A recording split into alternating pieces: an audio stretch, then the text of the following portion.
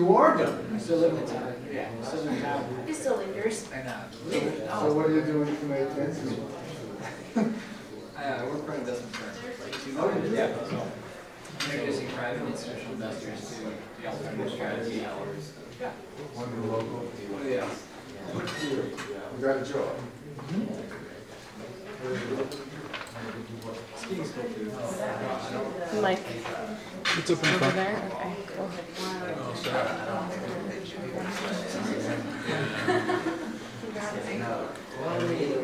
They're all at squad. Did you go there? Did you go there? Stuff at my house. No one's there. They're all at Wiregrass. I'm sure I understand. Other than all of them being like Luke and friends that he brought. I don't know where anyone else is. I think like and Julie are getting a divorce and they're fighting.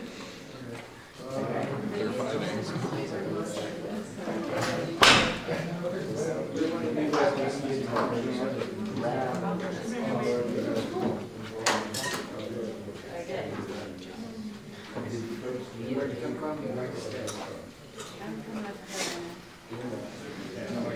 yeah. I don't care. It's like, I was like,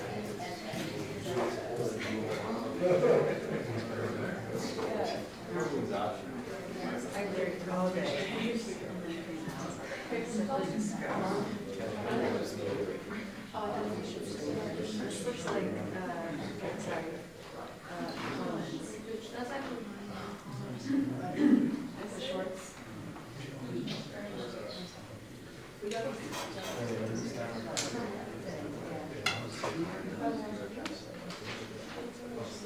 No, we went to like 2 years ago.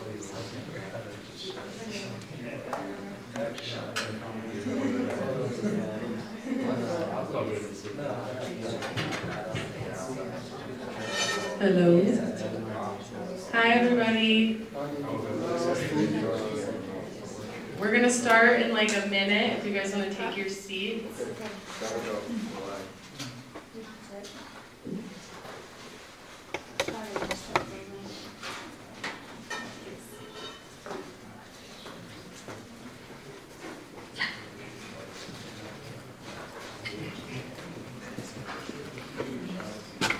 What's up, Matt? Oh, not a whole lot. Just hoping this stuff doesn't critically fail.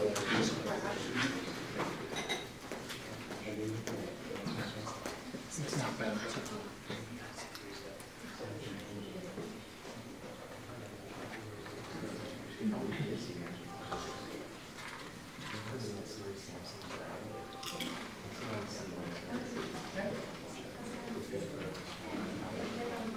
It's like finally working. Thanks for coming, everybody. The first portion of the panel that Sequoia and I are putting on is about veterans' rights and issues, and that's going to be followed by a question and answer session, and then we're going to have a really brief, like 5 to 10 minute break, and then we're going to move on to drone warfare, and then we'll have a question and answer session for that as well. And this is part of 2 larger research studies that Sequoia and I are doing respectively for our senior project. The event is going to be live streamed, and as such, people can identify you if they're watching it online. However, the transcript is going to remain anonymous, and any input that you put in and that we use in the study will be confidential in any publications. And because this is part of a study, we do have a psychologist present in the very unlikely event that anyone needs to talk about anything. Sequoia and I would love to share our research with you. And if you add your email to the contact list out front, her laptop is out there, so you can either do it during the break or at the end. We can send you copies of our finished papers that we're hoping to get published. And I'm pleased to announce our first 2 speakers who are going to be discussing veterans' rights, Matthew Louet and Henry Phillips. Can everybody hear me back there? Yeah, I prefer to use my voice. Thanks. My name is Henry Phillips. I'm a student here at Sierra Nevada College. I'm a senior, majoring in international studies and humanities. I'm a veteran, 14 years. I did with the Marine Corps and the Army. My career varied. I started with the anti-terrorism unit, and then I went to 1st Army Division, Iraq, 2004 to 2005. After that, I returned to the Marine Corps and finished my time out as a counterintelligence specialist. I want to say thank you to Sierra Nevada College, my classmates, colleagues, and professors for having us here. And I'm part of several veterans organizations, both local and national. Hello, my name is Matthew Louet, and I actually would like to thank Sierra Nevada College for giving us the opportunity to come out and to address you guys, because there's a growing divide in the civilian population and veterans community, and so I'd like to thank Laura especially. So again, my name is Matthew Louet. I'm a 28-year-old disabled combat veteran of the Iraq War. I spent 14 months in Baghdad, Iraq during the service, 2007 to 2009. I went there as an E1, came back as a E4, got a battlefield promotion. Shortly after that, I picked up the rank of E5, went to the Nevada Army National Guard, where I picked up staff sergeant, and I was in the ROTC program at UNR. I was aspiring to become an officer in the United States Army, but I had some transitional issues which I'll be discussing. And one of the issues I was dealing with Veterans Court, and so that's my piece. So the way we're going to talk is we're going to bounce back and forth like this. The overview is we'll go with our inductions into the military, our different experiences, our careers. Then we'll transition over to our transitional periods, what we were prepared for as we got out, as a brief overview of our struggle since then, and then we'll get into the full timeline of what we've done since. So, you ready, sir? So at 18, I graduated high school in Florida. I joined the Marine Corps. I did the traditional Paris Island Marine for those who are out there. And then I got stationed with the Marine Corps Fleet Anti-Terrorism Security Team in Europe, stationed out of Rota, Spain. 4 years there, I specialized in anti-terrorism operations. Mostly it was preventative. We also worked on force protection. We did coalition work with other special forces. We weren't special forces ourselves, but in Europe and North Africa. We also did cross-training with the other branches of the military, particularly in the Mediterranean and up in England and sometimes in Germany. Our focus was always prevent. The time I came in, and back up a little bit, I apologize, it's 1999. I finished that contract in 2003. From there, I transitioned into the Army. I was an infantryman assigned to the 1st Armored Division. At the time, I was with 3rd Brigade, stationed out of Kansas. In 2004, we were unexpectedly activated for duty in Iraq, giving a 45 days notice. From there, we went to Kuwait. We put boots on the ground June 16th. We spent approximately just a little under 30 days in Kuwait to acclimatize, and then we moved on to Baghdad. Our area of operations was central Baghdad. My particular subunit, my company, we were in the Abu Ghraib sector. So we used to get up in the morning, evenings, afternoons, wherever our patrol times were, and we drive by the prison. So I was actually not inside the prison, just to save you guys questions on that one. I did some operations. I was on the west side of Baghdad. My unit did some operations in Sadr City, which is the east side of Baghdad. And We were there for 6 months, and we finished the entire unit came together for the last 6 months, and I was very excited. From there, I transitioned into the Marine Corps again, and I went to, I was recruited for counterintelligence. I went to the Defense Language Institute in Monterey for 2 years.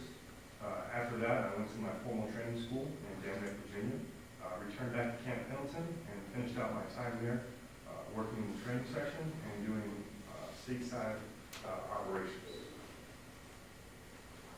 Outstanding military career, so this will be a little shorter, sweet. So I joined in May of 2007. I joined the U.S. Army. It was the only branch that would take me.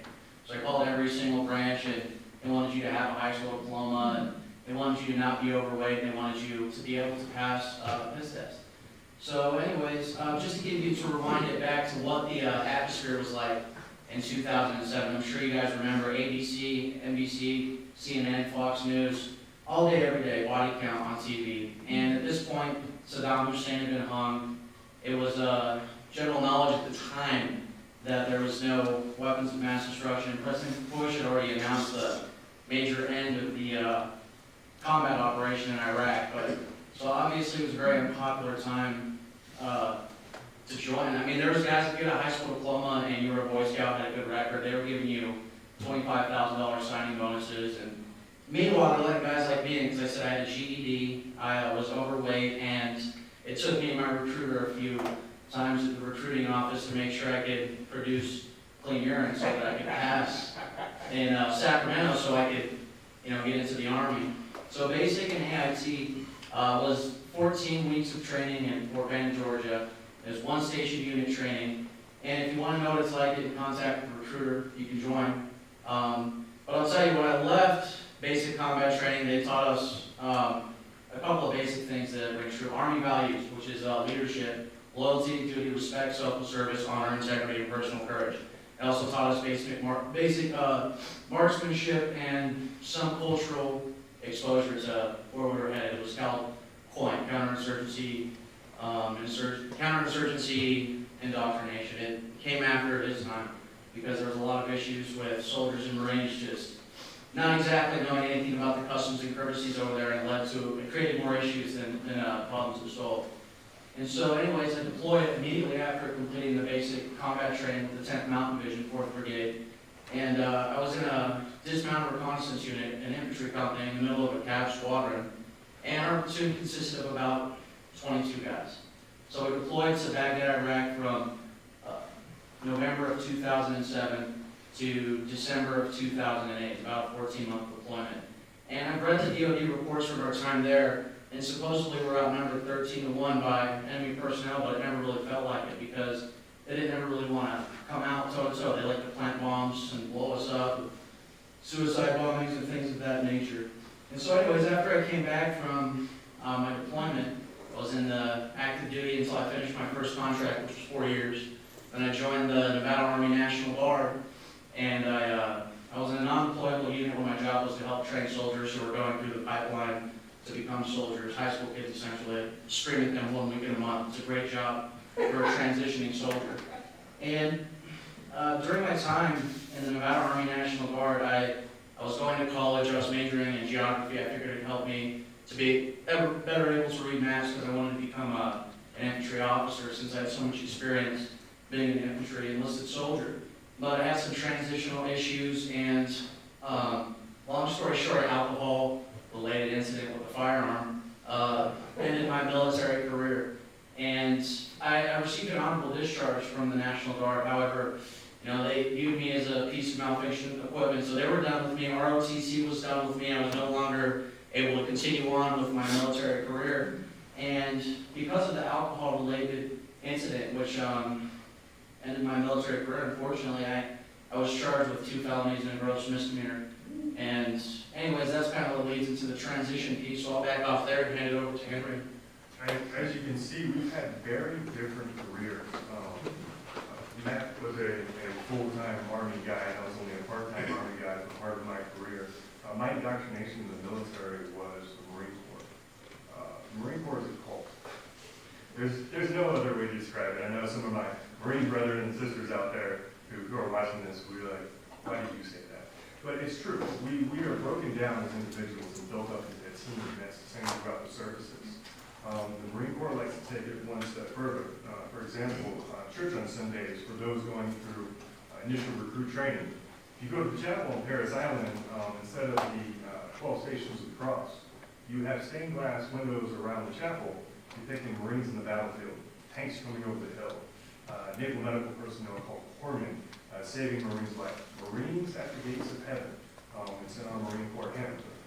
We are the only military service that has a hymn or a service song. So that should tell you a little bit about it. Because of that, we're indoctrinated that we're the best. We have big egos, we strut, we're peacocks, we're guys, but we're really good in our job. And our main job is to kill people. There's no easy way around it. We're not trained as peacekeepers to start with. We're not trained to be culturally sensitive. Those are all changes that came on later. My career spanned from 1999 to 2013, so I saw a huge transformation of the Marine Corps in that time. But you're left with a culture, a way of life, a warrior's code, some say. I firmly believe it. It's still ingrained in me day in and day out. I wake up, I think Marine Corps, I sing the hymn in my head, I brush my teeth when I go on about my day. But because of that, getting out of the military is an interesting process. In the Marine Corps, I got out in July of 2013. My out processing was 5 days of classes from 9 a.m. till 3:30 or 4. We were giving PowerPoints in a room much like this, packed with between 60 and 80 Marines. We had HR professionals from a contract company that had come in to teach us about transitioning out of the military and become civilians again, to be functioning, as you can tell, some of us don't function well. I know troubles, not like that, but definitely had some troubles. Functioning back in society, working with people. I know my professors here, the professor, I talked to him extensively about it, and my classmates also. But that was it, and it was a sign on a piece of paper that you went to your transitional course, and here's your discharge paper, and where are you going, and have a nice day, and we don't care. Because of that, I moved up to Reno. I'm originally from Florida, that's where the majority of my family is. I moved up to Reno with one phone number, and that was a young lady. I say young, she's quite a bit older than me. She's a Marine Corps veteran also, and the Veterans of Foreign Wars. And because of her, I've been able to do great and wonderful things here. She's been my guide. But at the same time, I've had incredible struggles, both mentally and physically. Troubles with the VA, good and bad. But I was indoctrinated for 14 years for a particular way of life. And when I got out, I had 5 days of PowerPoints to get you ready to transition out of that, back into being an American citizen and not an American soldier. Yeah, so when you leave the active duty military, I believe it was 2004, 2005, the United States Congress passed a law saying that when you leave after active duty service, you're supposed to have the opportunity to go to this training that you had mentioned with the professional contractors to help you write up a resume. They're supposed to help notify you about the benefits that are available, whether in healthcare, housing, compensation, and they basically just go down the list. It's called the Transitional Assistance Program and the Army Career and Alumni Program. And when I had left the active duty Army, I had the opportunity to go through this training, and I felt it was helpful. A lot of folks there are so excited to get out of the active duty military that they don't really pay attention to the benefits that they have coming to them. And then, the statistics show that 3 to 5 years, symptoms of PTSD can really go full-fledged, and you're like, well, now what do I do? And so, anyways, when I left the Nevada Army National Guard, I did not receive any additional training on how to be a proper civilian, and that was okay. I got picked up in Veterans Corps, which is kind of like civilian boot camp, so that's what really helped save me. And so anyways, Veterans Court? yes, Veterans Corps. Yeah, and basically Veterans Court is, I think it was in 1980, 1981 that PTSD became a clinical diagnosis recognized. And so I think it was there shortly after the National Bureau of Prisons audited the prisons, and they were like, well, why is it that 1 in 5 guys is a veteran of the Vietnam War who served in combat has psychological issues and secondary substance abuse issues or dependency. And so they just annotated notes, they didn't really do much about it. And in 2007 in Buffalo, New York, the National Bureau of Prisons had conducted another audit. They started to notice a similar trend with the Iraq and Afghanistan veterans just kind of committing crimes that seemed to be related to mental health issues and substance abuse issues. So anyways, it was Buffalo, New York, 2007. They started the Veterans Court, which is basically an opportunity, and unfortunately, not every district has it all. It depends on where you live, if you're lucky enough to have it. And when I had my incident that ended my military career, I was lucky enough to have the opportunity to go to Veterans Court. However, initially, I was charged with 2 felonies and a gross misdemeanor, and my grandmother, thank God, saved me. She came, got a private lawyer, got the charges dropped to misdemeanors, and then I had to plead guilty to these misdemeanors, of which the judge could have thrown me into jail for 2 years. But the state and my attorney had agreed, and she went with their recommendation. Hey, let's let this guy go to Veterans Court. Goes to Veterans Court, cleans up his act, we don't need to send him to prison. So I went to Veterans Court, and it's broken down into 4 phases.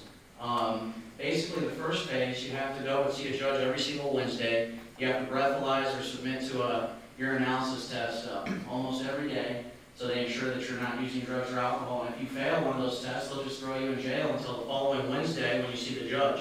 And then they bring you into the courtroom in shackles and an orange jumpsuit, and it's degrading. I never had it happen, thankfully, but I could see the looks on the guys' faces who were in the shackles. So anyways, phase 1, they find out, for instance, I at the time was homeless, so I got a voucher, a Section 8 voucher from HUD, Housing, Urban and Development Veterans Organization. So basically I had the opportunity to get into an apartment and get off the streets, and then they send you to put in a disability claim, because they're like, okay, there's mental health issues. Well, let me take that back a little bit. They sent me to the Vet Center, which is a place where they help with mental health issues for combat veterans. They sent me to the Reno VA Healthcare Center to get a primary psychiatrist, psychologist, and to start working on my alcoholism and then post-traumatic stress disorder, because you can't work one without the other. You kind of end up in a circle.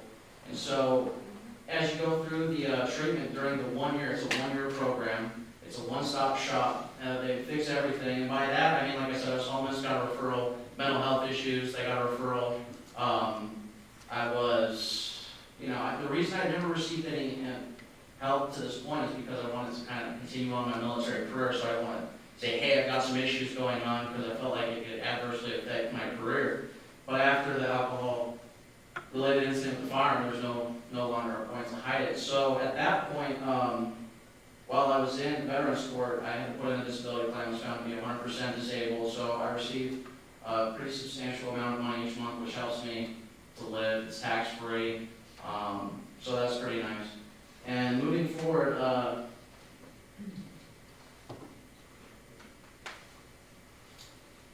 yeah, and that's about that. So once I completed the 1-year program, legally speaking, the incident never happened. They made it go away. Only the Nevada Gaming Commission knows about it, so that goes to show you who really runs this state. If I was going to work for the state of Nevada, they would have no record of it, but if I wanted to be a casino employee, they'd be able to see it.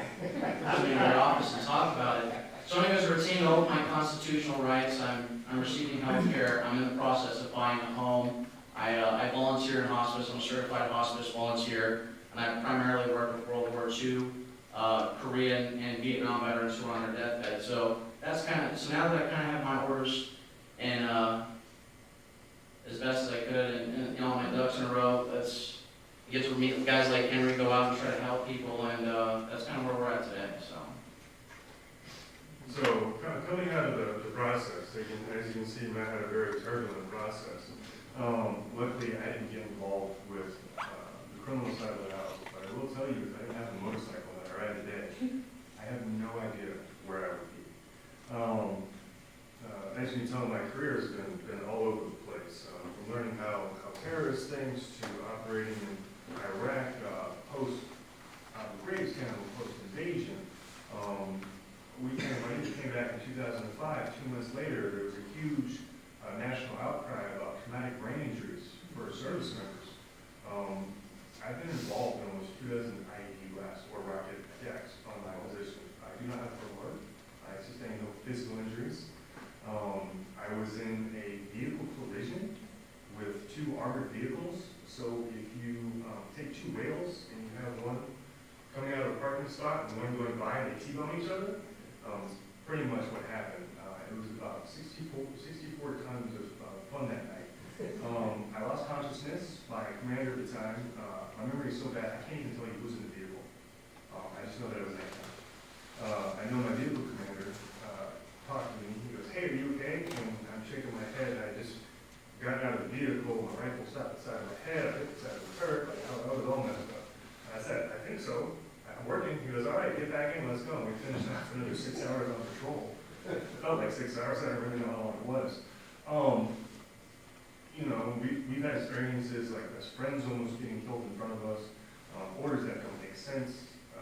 A lot of things happen in that process throughout both of our careers. And so it's tough getting out, it's tough adjusting. When I came up here, I had a young woman, Denise Essie. She's my service officer. She helped me with my benefits. So Denise, if you know about this, hello, thank you. Wonderful person. She's helped me for my benefits. I'm currently a 60% disabled combat veteran.